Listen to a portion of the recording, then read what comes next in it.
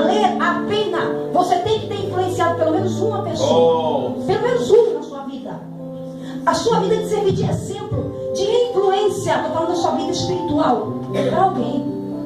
Agora imagine você a vida inteira ser cristão e não influenciar nenhuma alma que passou pelo teu caminho, que esteve perto de você, você não conseguir contagiar ninguém, você não conseguir influenciar ninguém ao Evangelho. Tem que valer a pena a vida da gente. Deus não nos chamou para a gente, eu te chamei para missionar, não está escrito no livro da vida, já está bom. Não, Deus sempre tem algo mais para as nossas vidas. Então, o rei Davi trouxe a arca da aliança de volta para Israel. E ele entrou em contato, mandou um recado para Mical, a filha do rei Saul, que era esposa de Davi, para que ela preparasse uma grande festa, porque a arca, a presença do Senhor estava voltando para Israel. Oh, aleluia! Mical foi lá e preparou uma baita de uma festa, muita pompa, e mandou um aviso para o rei Davi que ele colocasse sua melhor roupa de rei, que os homens que estavam com eles se vestissem muito bem, mas os guerreiros que estavam com Davi, eles não tinham esse negócio de ficar se vestindo bem, eles eram guerreiros, homens, lutadores. Não tinha esse negócio de andar perfumado demais, vestido demais, aquela coisa toda. E ela passou a ordem que eles tinham que se vestir tudo bonitinho, caracterizado segundo a vontade de Mical. Eu quero que você coloque o tema e o título dessa mensagem. Não esqueci não. Dani, você me olha com aquele olhar de dia, você esqueceu de tema. Olha lá. Eu vou contar 3, 4, todo mundo lê bem alto o tema e o título da mensagem. Vamos lá. 3, 4. Tem milagre no santuário, quebrando o protocolo. Tem milagre no santuário, quebrando o protocolo.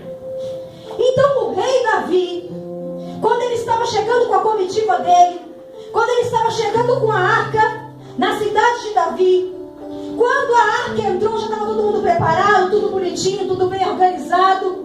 Claro que a organização é uma coisa gostosa, mas demais, quando trabalha a presença de Deus, querido, quebre o protocolo. Quebre o protocolo. Meu Deus, aleluia. Porque o que tem acontecido nas igrejas hoje é protocolo. A gente tem a organização da entrada do culto, vamos orar. Depois a gente começa com os louvores. Você ministra um pedacinho para cada louvor. Aí os irmãos aplaudem. Aí a gente entra com a introdução do próximo. Aí termina o louvor, tem os recados. Terminou os recados, vamos para a pregação. É aquele protocolo chato. Protocolo demais. Faz esfriamento espiritual na vida da gente. Oh Deus. E eu sinceramente estou cansada de igreja cheia de protocolo. Não que daqui para frente nós vamos viver uma desorganização, não. Ué, o Anderson quebrou o protocolo desde ontem, começou a gravar as pregações. Não sei o que ele vai fazer com isso. Ana Carolina Gomes. Depois, nossa, como assim? Quem vai vender e ganhar dinheiro? Meu Deus. Canal no YouTube. Ó, 50%, hein? Tô brincando, queridos. De graça receber e de graça dar, né? Mas nós temos que fazer algo diferente do que a gente tem visto. Não é qualquer um que quer quebrar protocolo, não. Não é qualquer um que tem ousadia, não, querido. Lá estavam os sacerdotes, tudo bonitinho. Quando a arca entrou na cidade de Davi, a primeira entrada foi a arca em cima do carro de bois. Ninguém podia colocar a mão na arca. Os sacerdotes mais velhos, que tinham mais tempo, que sabiam o que era o significado da presença de Deus, começaram a chorar. Só que eles tiveram que se conter, porque Mical colocou um protocolo que eles tinham que estar tudo bonitinho, não podia, sabe, se soltar na presença de Deus, não. Porque ela se esqueceu que aquela festa não era para a glória de Israel, mas era para a glória do Deus de Israel. Aleluia! Essa é a diferença. Então ela achou que a arca estava voltando para glorificar o nome de Israel. Não, era o nome do Deus de Israel que era para ser glorificado. Era a presença dele que estava voltando para Israel. E quando o rei Davi olhou para os sacerdotes mais velhos e viu os sacerdotes tentando se conter, chorando, com a presença de Deus entrando, com a arca da aliança entrando, Davi desceu do seu cavalo e ele estava vestido com a sua melhor roupa de rei, coroa brilhando na cabeça. Mas Davi já sabia que para você sentir a presença de Deus, você tem que quebrar protocolo. O que Davi fez? Debaixo da roupa de rei, ele estava com a roupa sacerdotal. Bendito é teu nome. Vestido com a roupa sacerdotal. E a roupa de sacerdote, ela era uma roupa mais fininha, porque ela representava a pureza, branca. Representava a pureza do sacerdote. Davi arrancou aquela roupa de rei, tirou aquela coroa e jogou de lado. E ali ele falou assim: eu vou quebrar o protocolo, porque eu entendi o que está acontecendo. A presença de Deus está voltando. Deus está dizendo assim: eu estou voltando para vocês. E ele começou a dançar diante da arca, só com a roupa sacerdotal. Mical olhou lá de cima e começou a desconjurar. Os guerreiros de Davi, quando viram que o rei tirou a sua roupa e passou por cima de protocolo de festa e começou a dançar na presença do Senhor, eles começaram a dançar na presença do Senhor também. Aleluia. Porque o rei era um referencial para eles. E ali os sacerdotes, os levitas começaram a tocar e a dançar na presença do Senhor, porque o rei, que não era um homem simples, mas ele ali se vestiu de humildade para dançar na presença do Senhor.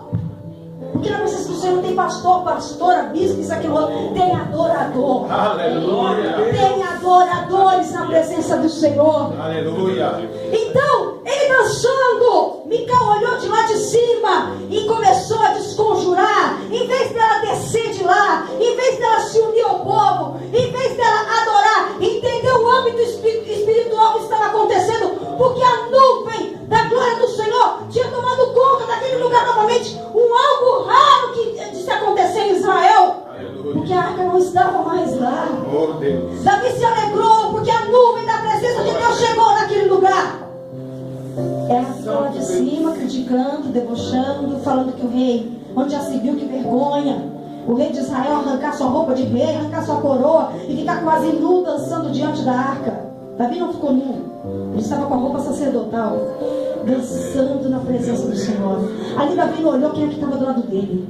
Ali Davi não olhou quantas pessoas tinham naquele lugar. Ali Davi não olhou se ele era rei ou não. Ele olhou que ele era um adorador. Meu Deus, ele olhou uma oportunidade e falou: eu vou entrar no santuário do Senhor, porque o santuário do Senhor chegou neste lugar. Quem sou eu para deixar a oportunidade passar? Oh, aleluia. Quem sabe o que aconteceu? Um levita, sabemos que levitas são da tribo de Levi, e eles diante de Deus tinham um valor muito grande. Por quê? Porque lá atrás eles eram ousados. Quando Moisés desceu do monte, que aquele bezerro estava lá de ouro diante de Moisés, ele falou assim: agora vocês precisam ser castigados. Quem foi que teve a ideia de fazer essa porcaria aqui? Quem foi que teve a ideia de profanar a presença de Deus? Os levitas tomaram a frente e mataram todos os homens e mulheres que tiveram a ideia de fazer aquela imagem de ouro, de ficar perturbando Arão, porque eles tinham que adorar algo. Foram os levitas, mas não era para eles fazerem. O papel não era deles. Deus honrou e falou: a partir de hoje vocês são sacerdotes na minha presença. Não era para os levitas de Levi ser sacerdotes. Eles foram escolhidos a partir daquele dia. E se você voltar mais um pouquinho lá no Egito, Joquebede, o rei Faraó dizia que não podiam ter filho homem porque ele ia matar. As outras tribos todas tiveram medo, todas se esconderam, todas se encolheram. Mas da tribo de Levi, Joquebede e Arão tiveram um filho e protegeram esse filho. E este filho foi honrado e foi levantado para livrar o povo de Israel. Aleluia. Isso é ousadia, é coragem ou não é? Aleluia. Então levita não é qualquer coisa. Levita tem 4 papéis na vida dele: escrivão, escriba, tinha que escrever tudo e registrar tudo que estava acontecendo naquele culto, naquela festa. Eles tinham que escrever e registrar. Se consagrar na presença de Deus o tempo todo. Sacerdotes. Meu Pai, e lá no meio daqueles levitas, um garoto entre 14 e 15 anos, levita. Olha a idade dele. Sabe qual a ousadia que ele teve? Ele pensou com ele assim: já que foi quebrado um protocolo aqui, e eu vi uma presença que é a coisa mais rara de acontecer no meio de Israel, eu vou quebrar o meu protocolo hoje também. Ele enfrentou um exército todinho, ele enfrentou todos os sacerdotes, passou no meio do povo, e ali ele foi tocar na mão do rei Davi dançando diante da arca. Ele largou seu instrumento, atravessou todo mundo e foi lá e tocou na mão do rei. E quando ele tocou na mão do rei Davi, ele recebeu a unção do rei sobre a vida dele. Sabe qual era o nome desse levita? Asaf. Apenas 15 aninhos, entre 14 e 15 aninhos. Ele quebrou um protocolo no meio de uma festa. Ele não queria saber se Mical ia ficar com raiva ou não. Mas ele falou assim: eu não vou deixar passar a oportunidade de sentir essa presença. Eu quero a unção do rei Davi sobre a minha vida. Eu quero sentir o que o rei Davi está sentindo. E ele atravessou aquele povo e tocou na mão do rei e recebeu a unção do rei sobre a vida dele. A partir daquele dia, Asaf nunca mais foi o mesmo. Ele foi o melhor levita, o melhor músico de Israel. Ele viveu uma vida com Deus que os outros levitas eram importantes, sim, eram bênção também, se consagravam na presença do Senhor, mas Asaf se ressaltou sobre todos eles. Asaf foi o melhor deles. Asaf foi o mais honrado de todos os levitas. Nós sabemos que os levitas, pela lei dos judeus, não têm herança. Sabe qual é a herança dos levitas? Sabe qual é? O que o Senhor falou? A tua herança é a minha presença. E foi isso que Asaf foi buscar. A presença do Senhor. Porque Davi era um levita. Ele tocava. O que foi que ele fez para expulsar o demônio da vida de Saul? Tocou a harpa. E através de tocar a harpa, ele expulsou o demônio que perturbava o rei Saul. Então ele era um levita. Era um sacerdote. Era um rei. Era um guerreiro. Agora você imagina, aquele menino atravessou e falou: eu quero essa unção sobre a minha vida. Aleluia. E muitas vezes, meu querido, Meu Deus, você fica se perguntando assim: por que eu sofro com o chamado que Deus tem na minha vida? meu Deus. O Senhor te diz hoje assim que você é da tribo de Levi. O Senhor te diz que você pode não ter herança nesta terra. Mas sabe o que significa a herança do Senhor na tua vida, querido? Você não vai passar falta de nada.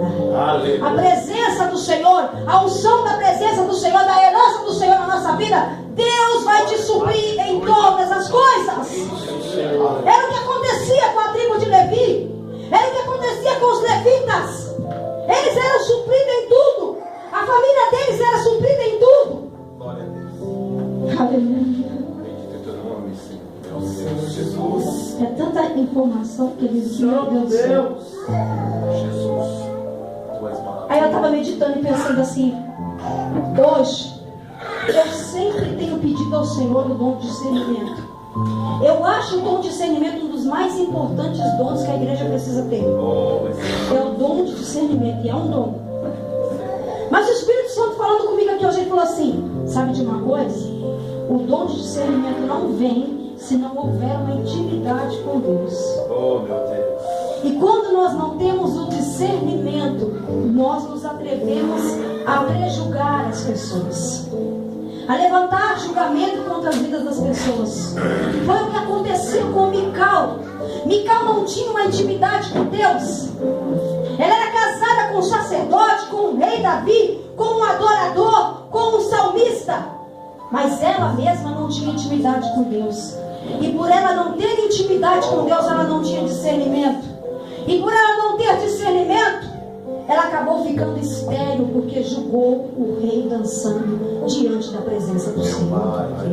Ali não era simplesmente um homem com um vestido branquinho, clarinho, dançando. Ali era a nuvem da presença de Deus. Aleluia! O poderoso estava naquele lugar. E ela julgou, e ela criticou, e ela falou, e ela ficou estéril. E para as mulheres daquela época, ficar estéril é a mesma coisa, não valer nada.